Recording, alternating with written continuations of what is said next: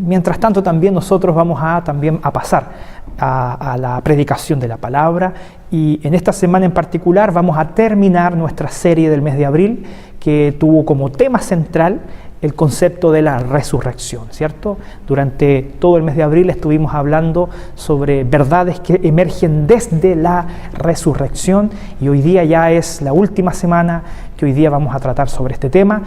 A partir del mes de mayo, primer domingo del siguiente mes, vamos a comenzar una nueva serie de predicaciones orientadas a la oración, ¿ah? Pero vamos a concentrarnos en lo que hoy día el Señor tiene preparado para nosotros. Y me gustaría, a modo de introducción, volver a recordarles algo que vimos la semana pasada. La semana pasada, de alguna manera, veíamos cómo históricamente la reacción principal que tiene la predicación del Evangelio es la persecución.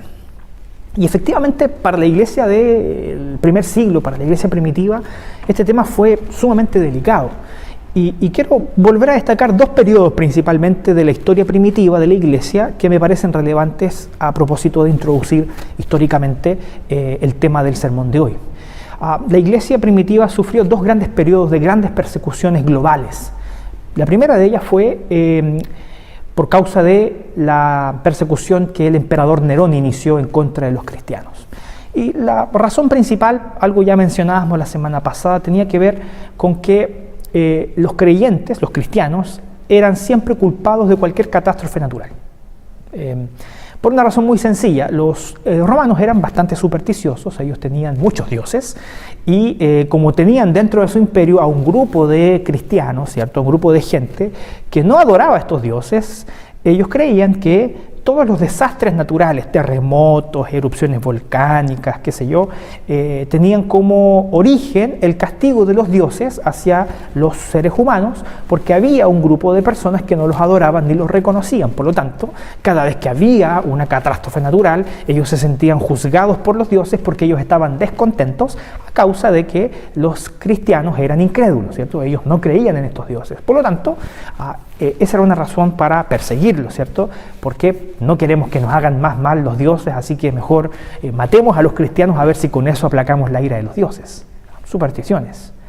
Y en segundo lugar también fue particularmente Nerón quien inició una gran persecución contra los creyentes, porque dice la historia que él los culpó del incendio que aconteció en Roma durante su gobierno.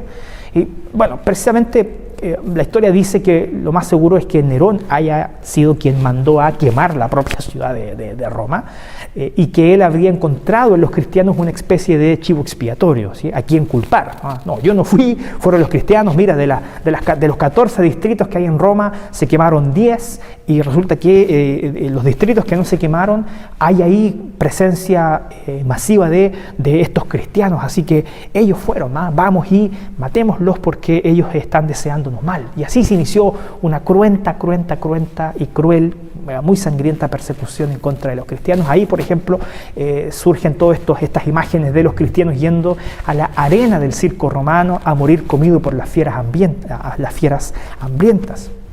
Entonces, fue muy difícil para la iglesia en aquella época. De hecho, la historia dice que en ese momento, en la persecución de Nerón, fue el momento en que murieron grandes apóstoles como Pedro, como Pablo, y también el compañero del apóstol Pablo, Bernabé. Entonces, fue un tiempo difícil. Y después de Nerón pasó un tiempo un poquito más adelante, y la iglesia sufrió una gran persecución en manos del emperador Domiciano, que gobernó en el Imperio Romano desde el 81 al 96 después de Cristo. ¿Y por qué Domiciano inició una persecución en contra de los cristianos de carácter global? Principalmente porque él se tomó muy en serio algo que estaba en la cultura del Imperio Romano, que era la adoración al emperador. Esto ya venía, no fue una idea de Domiciano, esto ya venía de la época de Augusto César, en donde los emperadores romanos creían compartir ciertas cualidades con los dioses porque ellos habían sido elegidos para ser emperadores, y por lo tanto exigían de parte de sus súbditos ser adorados como dioses. Quien se tomó muy en serio eso fue Domiciano, y efectivamente él ordenó que en todo su imperio él fuera adorado como un dios. Adivinen quién se opuso a adorar a César como Dios, ¿cierto? Ya se los dije la semana pasada. Los cristianos no estuvieron dispuestos a reconocer a César como Dios porque para ellos existía solamente un Señor y solamente un Rey del universo. Y ese era Cristo Jesús. Por lo tanto, eso les valió, lamentablemente, el ser perseguidos cruentamente por causa de su fe. En este periodo fue cuando fallecieron también otros grandes personajes de la historia bíblica. Por ejemplo, y esto lo descubrí en el estudio de esta semana, Dionisio, que se convirtió por medio de la predicación de Pablo en Atenas, que fue la que trabajamos la semana pasada, él fue martirizado precisamente en esta época en que Domiciano era gobernador, ¿cierto? Era emperador, perdón. Y junto con Dionisio de Atenas, también otros grandes personajes bíblicos fueron, por ejemplo, Nicodemo o también el mismo Timoteo, hijo amado de Pablo, también falleció, martirizado por causa de la persecución. Y en este contexto es súper importante ahora comentar también qué fue lo que pasó con el apóstol Juan. Él fue el último de los apóstoles, fue el que vivió más años, fue el último en morir. Y en precisamente este contexto de gran persecución en la época de Domiciano, él fue no martirizado, sino que fue aislado. Él fue exiliado a una isla muy pequeña, frente a las costas de Turquía, que se llama Patmos. Y entonces, él en esa isla, aislado de todos sus amigos y familiares y hermanos en la fe, sufre el exilio por causa de la persecución, por causa del testimonio que él daba acerca de Cristo Jesús.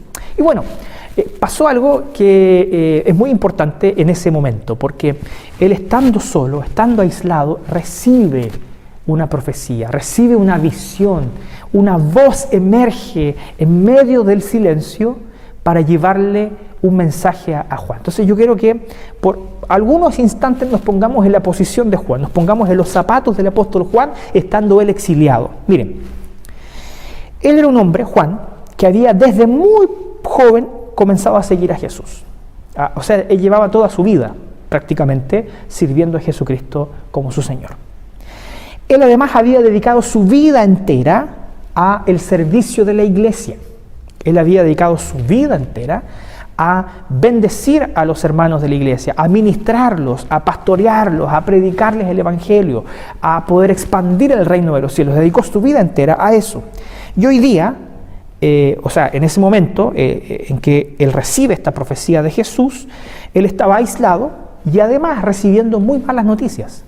Venían noticias de que por todo lo que él había trabajado, por el crecimiento de la iglesia y la expansión del reino, todo eso estaba corriendo grave peligro porque Domiciano había iniciado una gran persecución y él se enteraba como sus compañeros, sus amigos, sus familiares empezaban a ser asesinados, torturados por causa de la fe.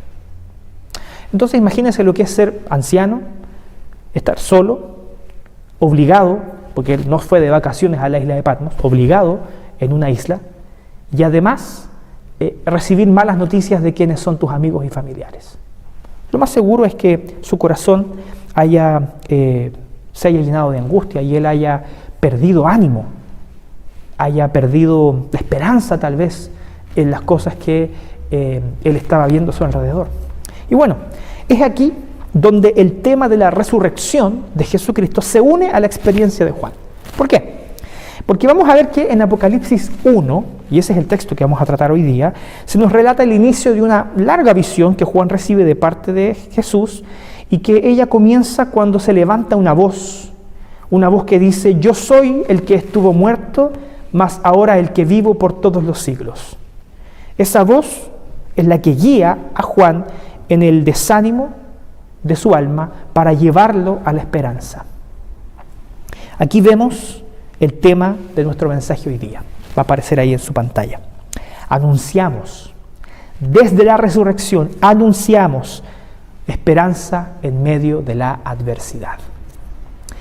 Desde la resurrección, anunciamos esperanza en medio de la adversidad. Eso es lo que estaba viviendo Juan. Mucha adversidad. Anciano, probablemente enfermo, solo, exiliado y con pésimas noticias de sus amigos, porque ellos estaban muriendo. De pronto nos sentimos que nuestra vida también o nuestro entorno se ha puesto muy hostil y muy difícil. Bueno, quiero llevarlo a que nos identifiquemos con el mensaje que Juan recibe para que hoy día también esa esperanza que le llegó al apóstol Juan también sea una esperanza que inunde nuestros corazones y que esa esperanza también sea la que podamos anunciar a los demás en medio de la adversidad. Y hay 3 cosas que yo quiero con usted meditar hoy día a través del capítulo 1, desde los versos 9 en adelante.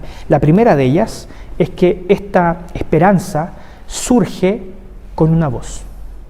Esta esperanza surge con una voz, emerge con una voz. Miren lo que dice el verso 9. Yo, Juan, vuestro hermano, copartícipe de vuestro en la tribulación, en el reino y en la paciencia de Jesucristo, estaba en la isla llamada Patmos por causa de la palabra de Dios y el testimonio de Jesucristo. Nuevamente, Juan no estaba viviendo vacaciones, él estaba viviendo exilio, él estaba aislado, solo, anciano, con malas noticias a su alrededor. Por eso dice, copartícipe de vuestras tribulaciones. Él también estaba padeciendo tribulación, a pesar de que oía que allá afuera tampoco las cosas estaban muy bien. El texto continúa diciendo, estando en este contexto, yo estaba en el Espíritu, en el día del Señor, yo oí detrás de mí una gran voz como de trompeta que decía, yo soy el Alfa y la Omega, el primero y el último. Escribe en un libro lo que ves y envíalo a las 7 iglesias que están en Asia, a Éfeso, Esmirna, Pérgamo, Tiatira, Sardis, Filadelfia y la Odisea. Fíjense en esto. Cuando Juan mira hacia la historia, mira hacia lo que está aconteciendo en ese mismo instante alrededor suyo, él se encuentra con una realidad que abate su corazón, que desanima su corazón. Ya le dije, estando aislado, con sus compañeros perseguidos, anciano, desatendido, obligado a estar en esa isla, probablemente su ánimo estaba profundamente afectado. Y es por eso que podemos identificarnos también con lo que vivía el apóstol Juan, porque así como su corazón tal vez por todas estas situaciones que él estaba viviendo, estaba abatido por el desánimo, por el miedo, por el dolor, por la ansiedad, de la misma forma también hoy día, si miramos nuestro entorno, muchas veces las noticias que vemos a nuestro alrededor traen desánimo y pesar sobre nuestra alma, porque no vemos la luz al final del túnel, no vemos un camino de esperanza puesto delante de nosotros. En medio de este contexto de desánimo, de angustia, de ansiedad, es que el verso 10 toma tanta relevancia. Porque el verso 10 dice que Juan estaba adorando en el día del Señor en espíritu y una voz emerge. Una voz como de trompeta. Imagínese lo que es estar usted ahí sentado en su living y de repente alguien viene con una trompeta por detrás y la toca en su oído. Una voz que Juan no pudo ignorar. Fue la que se levantó para traerle ánimo en medio de las dificultades. Querido hermano, qué importante es considerar esto. ¿Sabe por qué? Porque nuestro mensaje no es meramente un discurso. Nuestro mensaje no es solamente palabras bonitas. Nuestro mensaje es un mensaje que le anuncia al mundo quién está dirigiendo la historia.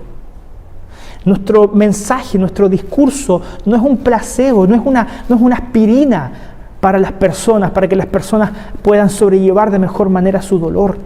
Nuestro mensaje es un mensaje que proviene de Jesucristo, que nos dice que Él es el que está construyendo la historia, que Él está construyendo tu historia y mi historia a través de las adversidades que estamos padeciendo. Por lo tanto, nuestro discurso no es una aspirina para acallar nuestra conciencia y ponerla en paz por algunos momentos. Nuestro discurso, nuestro mensaje es una cosmovisión de vida entera. Por medio de nuestro mensaje nosotros anunciamos a el gran Rey del universo que está dirigiendo toda la historia y que está construyendo la historia hacia el cumplimiento de sus santos propósitos. Esa es la verdad que recibe Juan a través de esta voz. Qué importante es considerar esto, hermanos. Nuestras palabras no son solamente palabras bonitas, es una cosmovisión que transforma toda nuestra vida y toda la visión que tenemos de lo que nos rodea. Juan, hermanos, no le quepa duda alguna, él estaba sumamente contrariado por lo que él estaba viviendo. Y tal vez pensando que quien dirigía la historia no era Jesús, ¿no? Quien dirige la historia es Domiciano, él es el que está haciendo las cosas según su propio placer y deleite. Y Jesús, por medio de esta voz, le recuerda a Juan y te recuerda a ti y a mí hoy día: yo soy el que está construyendo la historia. Yo soy el que está guiando la historia hacia su cumplimiento. Por lo tanto, hermanos, no son los seres humanos los que construyen la historia. No son los emperadores romanos los que construyen la historia. No son, por tanto, los seres humanos, no son sus ideologías aquellas que construyen un mejor futuro para nosotros. Nuestra confianza no está en proyectos humanos, nuestra confianza no está en ideologías humanas, porque sabemos que el único que construye la historia y la lleva hacia un tiempo pleno, a un tiempo de plena esperanza, es Cristo Jesús, no los seres humanos. No confiamos en los hombres, confiamos solamente en Dios, quien llevará la historia por medio de Jesucristo hasta su consumación, hasta su victoria, hasta aquel tiempo en el que usted y yo podamos disfrutar de plena alegría. Esa es la voz que emerge en medio de los tiempos de angustia. Y eso me hace pensar y me hace entristecerme por algo que yo veo constantemente, sobre todo en las redes sociales. A través de ellas uno logra percibir cómo hay personas que defienden sus ideologías como a su propia soteriología. Defienden su ideología como a su propia soteriología, la doctrina de la salvación, como si fuera esa ideología la que los va a salvar. Veo con tristeza, hermanos, como muchos ponen su confianza para superar esta crisis que estamos viviendo, junto con las otras crisis que venían un poquito más atrás, la crisis social, la crisis política, poniendo su esperanza en programas e ideologías humanas. Disculpe, hermano, disculpe que se lo diga, pero su ideología política no va a salvar al mundo de la autodestrucción. El único que tiene poder para salvar al mundo se llama Cristo Jesús, y nuestra fe debe estar depositada solamente en Él, en ningún hombre, en ninguna ideología humana, solamente en la fe que el Señor puso en nuestro corazón para creer que tenemos un gran Salvador, aquel que gobierna sobre todo el universo y que es Rey en este mundo. Jesús es el único que salvará al mundo de su camino hacia la destrucción. Jesús, aquel que estuvo muerto, pero que ahora vive y vive para siempre. Vemos que los ojos de Juan, entonces, hermanos, son abiertos a la historia.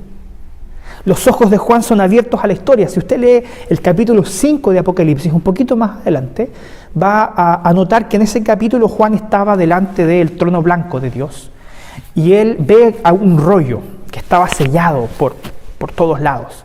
Y nadie era digno de abrir ese rollo, y ese rollo contenía el propósito de Dios para la historia.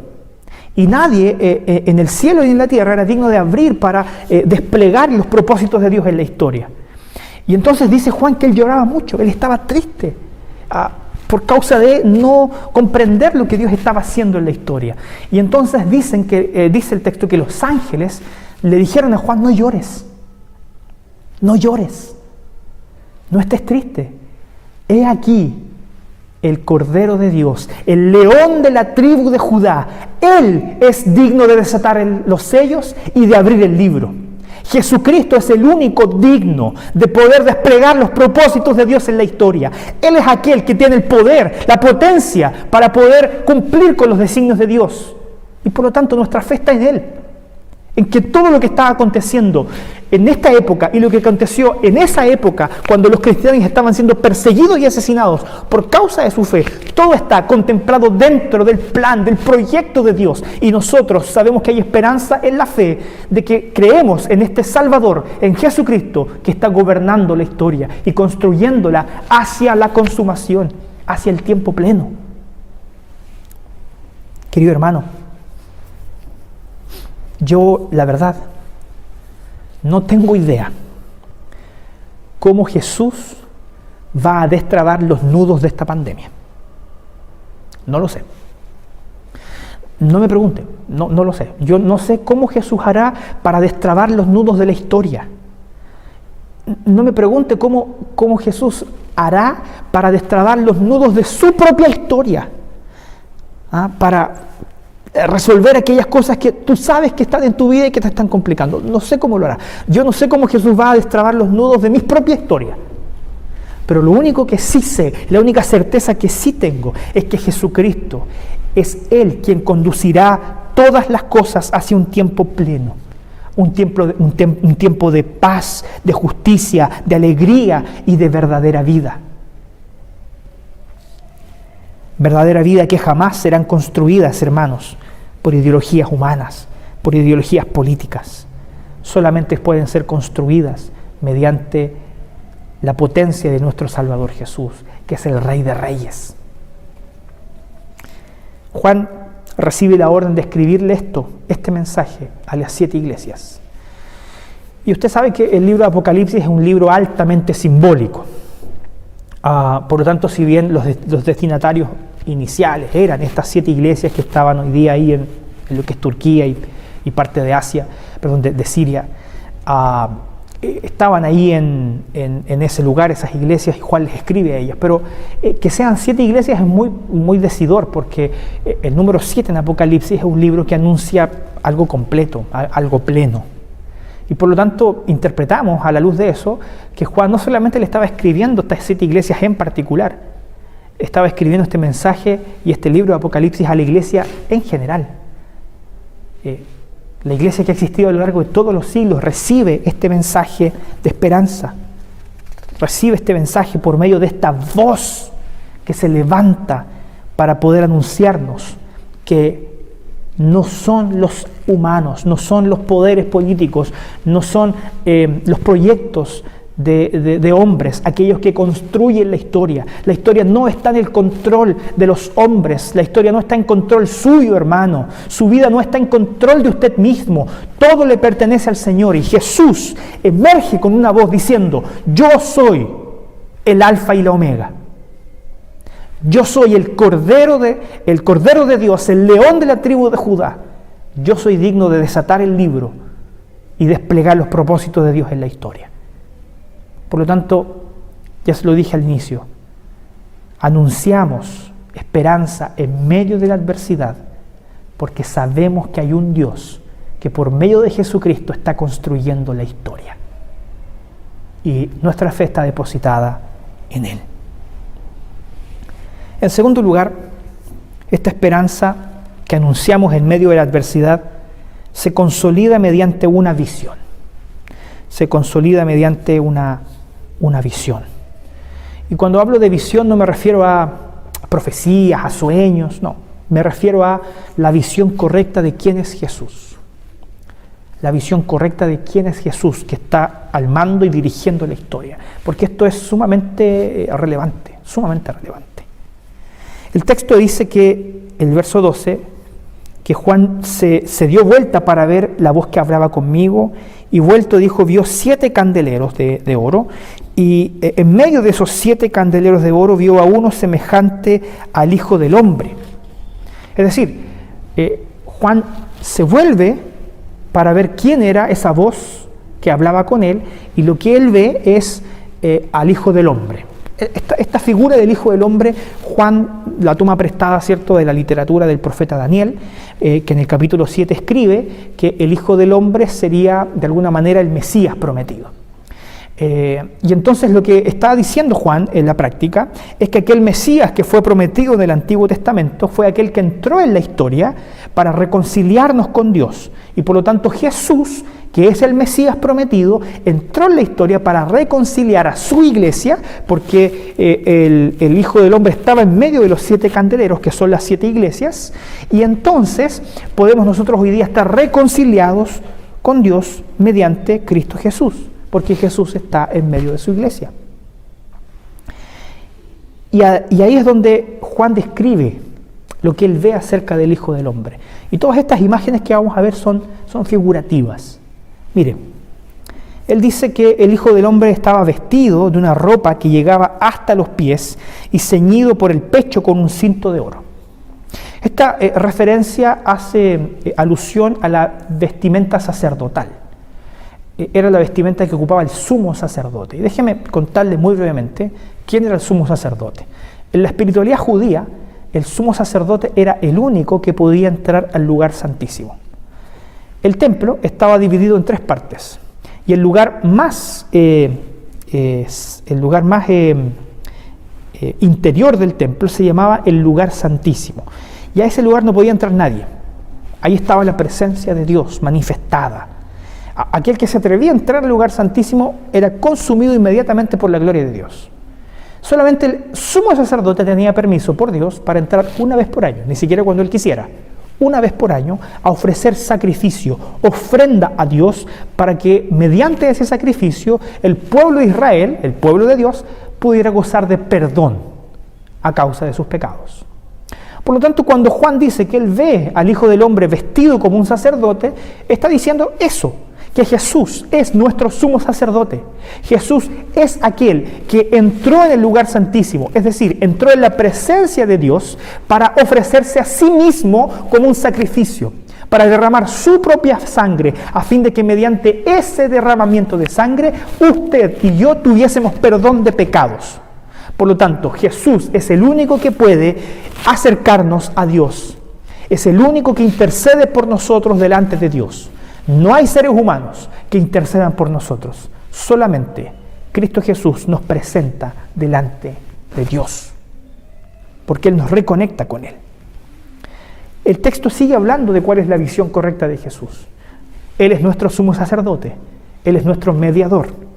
Verso 14, su cabeza y sus cabellos eran blancos como blanca lana, como nieve. Lo ve como un hombre canoso. No porque Jesús sea canoso, hermanos, estas son figuras del lenguaje. ¿Qué simbolizan las canas en la Biblia? Lo que simbolizan para todo el mundo en general, sabiduría. Pero fíjense en esto, Jesús no es calificado como una persona con sabiduría. O sea, Jesús no es alguien que tiene sabiduría. Jesús es la sabiduría. Jesús es la sabiduría. Por lo tanto, si nosotros queremos vivir vidas sabias, bien haríamos nosotros entonces en oír, atender y obedecer la voz, las palabras y los mandamientos de aquel que es la sabiduría, que es Cristo Jesús. Por lo tanto, nuestro gran Salvador es nuestro sumo sacerdote y también es plenamente sabio. Sigue el texto diciendo que sus ojos son como llama de fuego, la segunda parte del verso 14. Y este es un símbolo de que nuestro Salvador es alguien que todo lo ve. Y no porque Él lo sepa todo, sino que Él también con sus ojos puede escudriñarnos. Él puede mirar hasta lo más profundo de nuestro corazón. Jesús puede mirar hasta el rincón más oscuro de tu alma, en donde tú escondes aquellas cosas que no le muestras a nadie. Hasta ahí nos examina el Señor, porque nada se esconde de sus ojos. Porque el Señor, nuestro Dios, es omnisciente.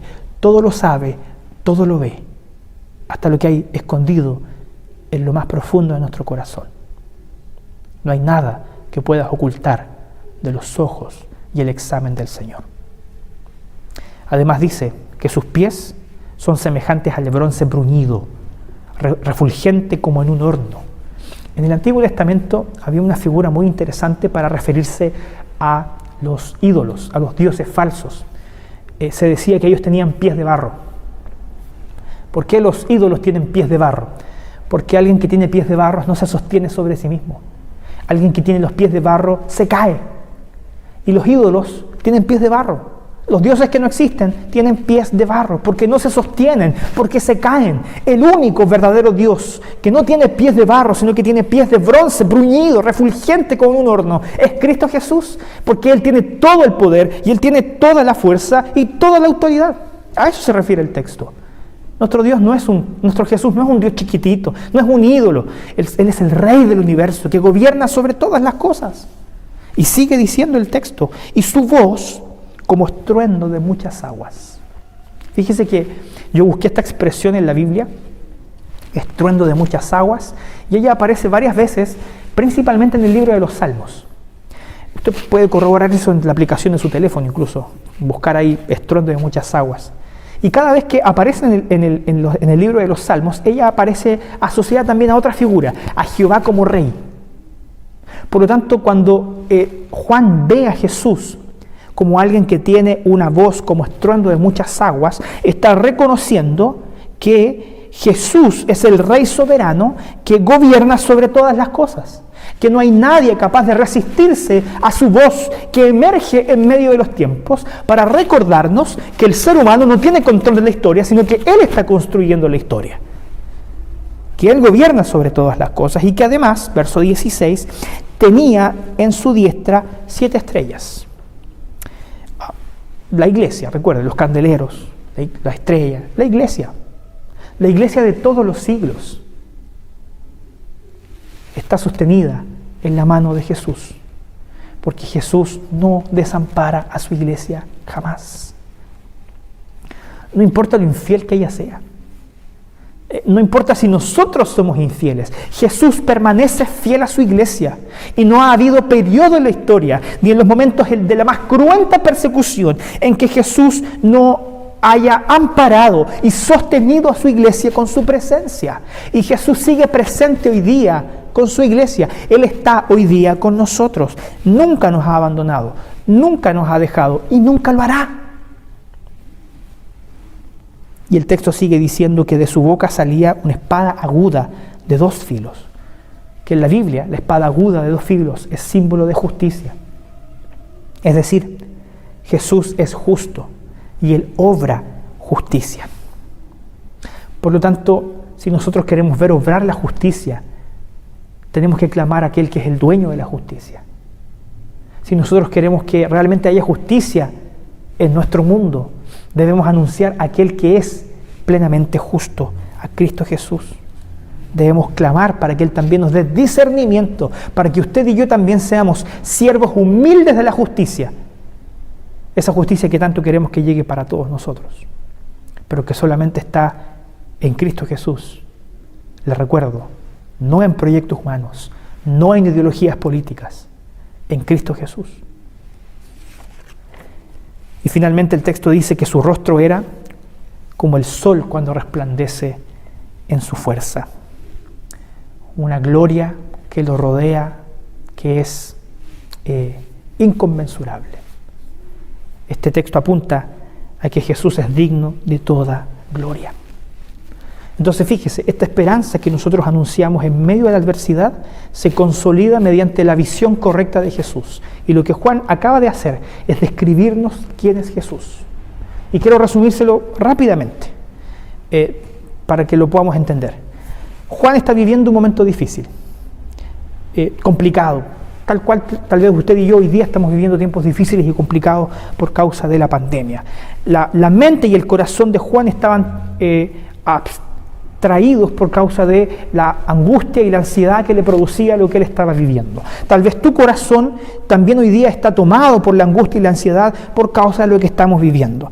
Entonces, en medio de esa circunstancia de angustia y de desesperanza, emerge una voz, en medio de los tiempos, una voz que nos anuncia que Jesús es el Señor y dueño de la historia. ¿Quién es este Jesús? Él es nuestro sumo sacerdote, aquel que nos reconcilia con Dios. Él es la fuente de toda sabiduría y verdad.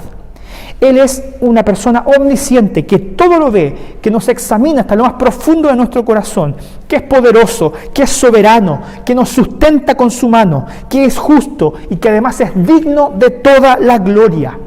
Ese es el Jesús que nos muestra Juan. Hermano, ¿ese es el Jesús que usted sigue? ¿Ese es el Jesús en el que tú has creído? ¿En este Jesús glorificado, potente, poderoso, Rey del universo? O tal vez tu visión de Jesús es la que muestra las películas de Hollywood. De ese Jesús que es temeroso, ese Jesús que es débil, ese Jesús que pide permiso, ese Jesús que algunos anuncian que se acerca a tu corazón y golpea tu puerta diciendo, por favor, si tú quieres, déjame entrar a tu corazón, yo quiero estar contigo. ¿Ese es el Jesús en el que tú crees? Déjame decirte que si ese es el Jesús en el que tú crees, has estado engañado toda tu vida. Porque Jesús no quedó colgado en la cruz con cara de pusilánime. Jesús no es aquel que se acerca a tu corazón y golpea tímidamente para pedirte permiso, si es posible entrar a tu vida. Él es el Rey del universo, soberano, poderoso, sustentador de todas las cosas, justo, digno de toda gloria. El Señor no pide permiso. Él, si quiere, entra en tu vida y la trastorna por completo, porque Él no tiene que pedirle permiso a nadie para hacer lo que Él hace. Ese es el Jesús que nos muestra Juan, un Jesús glorificado, un Rey coronado, sentado en su trono, con la espada en su mano. Ese es el Jesús, la visión correcta del Jesús de la historia. Jesús glorificado. Ahora te vuelvo a preguntar, ¿ese es el Jesús en el que tú crees? ¿Ese es el Jesús en el que tú crees? Si usted me dice ahí en su casa, amén, pastor, en ese Jesús en el que yo creo, entonces mi siguiente pregunta es, ¿por qué estás angustiado? Si ese es en el Jesús en el que tú crees, ¿por qué tienes temor?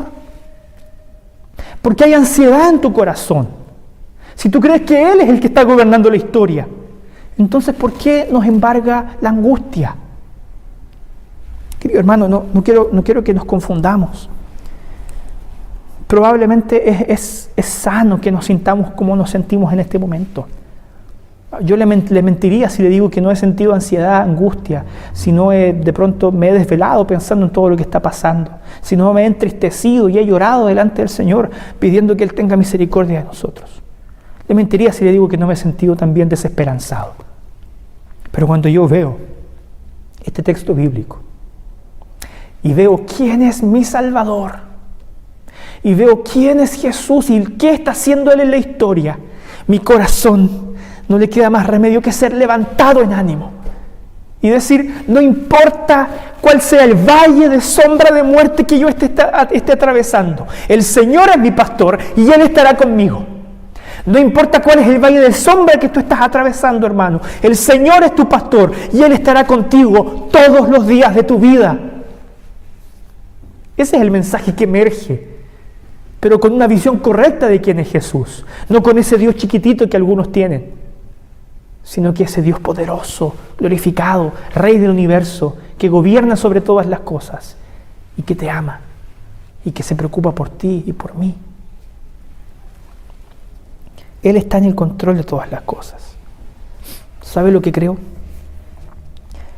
Que tenemos que dejar de escuchar tanto la voz de los noticiarios, tenemos que dejar de ver tanto meme en Facebook, en Instagram o por WhatsApp y empezar a oír más la voz del Señor. ¿Sabe por qué entramos en angustia y en desesperación? Porque lo que más oímos es la voz de aquellos que anuncian que todo está mal. Es la voz de aquellos que anuncian que esto va de mal en peor. No.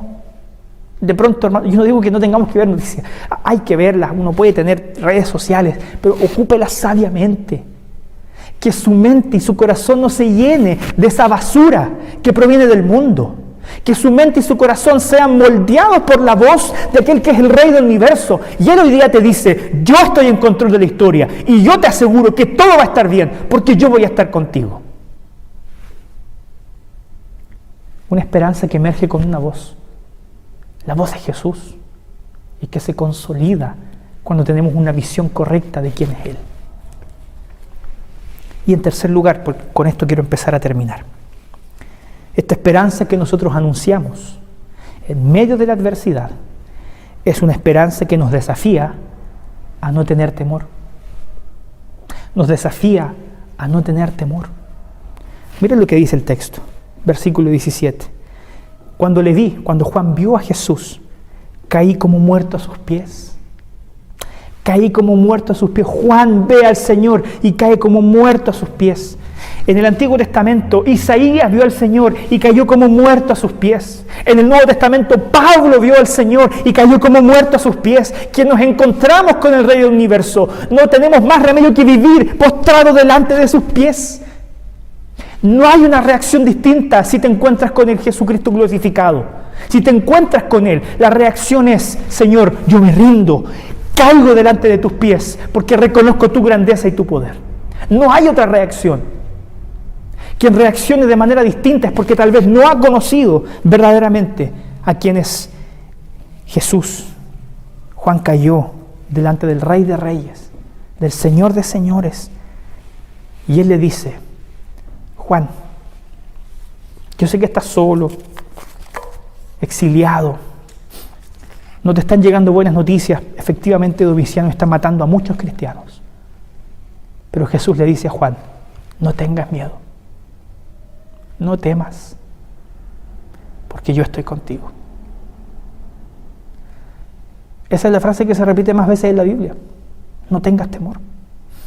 ¿Sabe que yo pensaba, por qué el Señor tiene que decirnos tantas veces no tengas miedo? Y tal vez la respuesta tiene que ver con que muchas veces nos levantamos y nos consolamos de nuestras luchas cuando confiamos en el Señor, pero siempre habrá otra cosa que generará en nosotros temor en nuestro corazón. Y sabe que probablemente hoy día mismo usted, así como yo, haya sentido temor en su corazón por lo que está pasando. Tal vez hoy día mismo usted tenga temor al desempleo, usted tenga temor a la muerte incluso. Tenga temor a lo que está padeciendo el mundo entero. Y hoy día Jesús, tal cual le dijo a Juan en aquella época, nos dice hoy a nosotros: no tengas miedo, yo estoy contigo. No tengas temor, yo estoy contigo. Hermanos, nunca se olvide, Jesús dijo: yo soy el alfa y la omega. Alfa es la primera letra del alfabeto griego. Omega es la última. Jesús con esto quería decir: yo soy el principio y el fin. Jesús quería decir: yo estuve cuando todas las cosas fueron creadas. Yo estuve ahí, tú no, yo sí. Y yo estaré cuando todas las cosas lleguen a su fin. Yo estaré para consumar los tiempos. Por lo tanto, si yo estuve al inicio y al fin, ten plena certeza de que yo he sido aquel que ha gobernado la historia para llevarla a los cumplimientos eternos de los propósitos de mi Padre. Y por lo tanto tú puedes descansar en que yo te aseguro que no importa cómo yo voy a desatar los nudos de la historia, dice Jesús, los voy a hacer. Yo no sé cómo, pero Él lo va a hacer. Y encaminará tu historia, mi historia, hacia la plenitud en su gloria. Hacia allá nos encamina el Señor. Yo no sé cómo lo hará, se lo dije anteriormente, pero sé que al final de todo, el Señor pondrá orden sobre todas las cosas. ¿Y sabe por qué estoy seguro de eso? Porque el verso 18 dice: yo soy el que vivo y estuve muerto, mas he aquí que vivo por los siglos de los siglos, amén, y tengo las llaves de la muerte y del Hades. El Señor Jesús, desde su resurrección, derrotó la muerte y está encaminando todas las cosas hacia la consumación, cuando el Señor haga nuevas todas las cosas. Y el Señor hará nuevas todas las cosas. Ya para terminar te dejo con dos textos bíblicos. Romanos 8:18. Pues tengo por cierto que las aflicciones del tiempo presente no son comparables con la gloria venidera. Pues tengo por cierto que la pandemia de este tiempo presente no son comparables con la gloria venidera que en nosotros ha de manifestarse. Segunda de Corintios 4, 16 al 18. Por tanto, no desmayamos. Antes, aunque nuestro hombre exterior se va desgastando, el interior no obstante se renueva de día en día. Porque esta leve tribulación momentánea, paréntesis, esta leve pandemia momentánea, produce en nosotros un cada vez más excelente y eterno peso de gloria. No mirando nosotros las cosas que se ven, sino las que no se ven. Pues las cosas que se ven son temporales, pero las que no se ven son eternas. Te dejo 3 preguntas para pensar y practicar. Primero, ¿cuáles son las voces que estás oyendo y de las cuales te estás alimentando? ¿No será que tu corazón está alimentado por lo que dicen las noticias o lo que lees y escuchas en las redes sociales? ¿No será que por eso tu corazón ha caído en angustia, en desesperanza, en tristeza o en ira, en crítica? ¿No será que estás escuchando demasiado voces que no deberías oír? ¿Estás oyendo la voz del Señor Jesús? Esa es la voz que yo te invito a escuchar hoy día. La voz de Cristo Jesús que te dice: yo soy el león de la tribu de Judá. Segundo, ¿en qué versión de Jesús estás poniendo tu confianza? ¿En aquella visión del hombre crucificado, débil y con mirada perdida? ¿O en aquel Jesús glorificado, fuerte, temible, que gobierna sobre todos? Eso hará toda la diferencia. Toda la diferencia. Si crees en el Jesús de la visión de Juan, el Jesús glorificado, resucitado, entonces no tenemos temor. No hay angustia. La podemos sentir, pero no podemos ser desesperados en ella, porque hay esperanza, porque hay salvación para nosotros en Cristo Jesús. Y por último, no es una pregunta en realidad, es un desafío. Practica esto. Te pido por favor que practiques esto. No temas. No tengas temor. No temas. Jesús está contigo. Dios está con nosotros. Y si Dios está con nosotros, ¿quién contra nosotros? ¿Qué pandemia nos puede separar del amor de Dios? ¿Qué crisis social nos puede separar del amor de Dios? ¿Qué crisis política nos puede separar del amor de Dios? ¿Qué persecución? Pueden arrancar de nosotros la vida, pueden quemar nuestros cuerpos, pero no pueden acabar ni pisotear nuestra esperanza, aquella que está construida firmemente sobre la verdad de que tenemos un gran Dios, un gran Salvador, que es Cristo Jesús. Nada te puede separar de su amor. No tengas temor. No tengas temor. Te invito a que inclines el rostro. Vamos a orar. Vamos a pedirle al Señor que le aplique estas palabras en nuestro corazón. Señor, todos nosotros estamos viviendo tiempos de incertidumbre, tiempos de angustia, tiempos oscuros. Te pedimos, Padre, que esta reflexión nos alcance de la misma forma en que aquella voz alcanzó a Juan en la isla de Patmos. Señor, queremos abrir nuestros ojos para percibir quién está en el control de la historia. Queremos abrir nuestros ojos a la certeza de que Jesús es aquel que está en control de todas las cosas y que un día todos los gobernantes, Nerón, Domiciano, quien sea, estarán delante de Jesús reconociendo que Él es el Señor. Padre, nosotros no somos señores de la historia.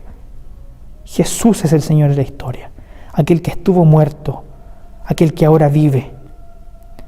Padre, enséñanos como discípulos de este Jesús a vivir en la historia altamente comprometidos con tu reino, viviendo con mayor intensidad los valores de este reino.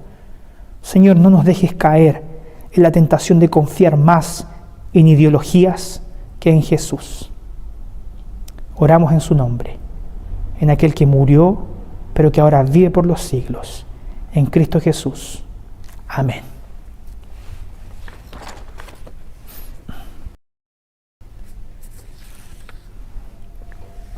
Querido hermano, una vez más, gracias por dejarnos acompañarle en su culto familiar.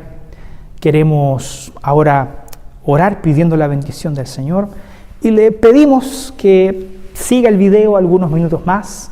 Hay algunos saludos que queremos entregarle de parte de la iglesia para que nos podamos ver. La iglesia sigue conectada, ¿cierto? Como dice aquí el pendón que tenemos, somos una familia de acogida, de servicio.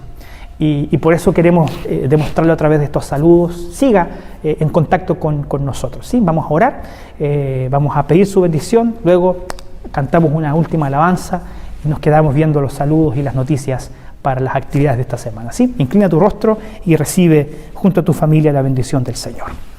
Y ahora que la gracia de nuestro Señor y Salvador Jesús, El amor de nuestro buen Dios, el Padre que habita en los cielos, y la guía, la comunión del Santo Espíritu sean con cada uno de ustedes, con sus familias y con todo el pueblo de Dios, desde ahora y para siempre. Amén.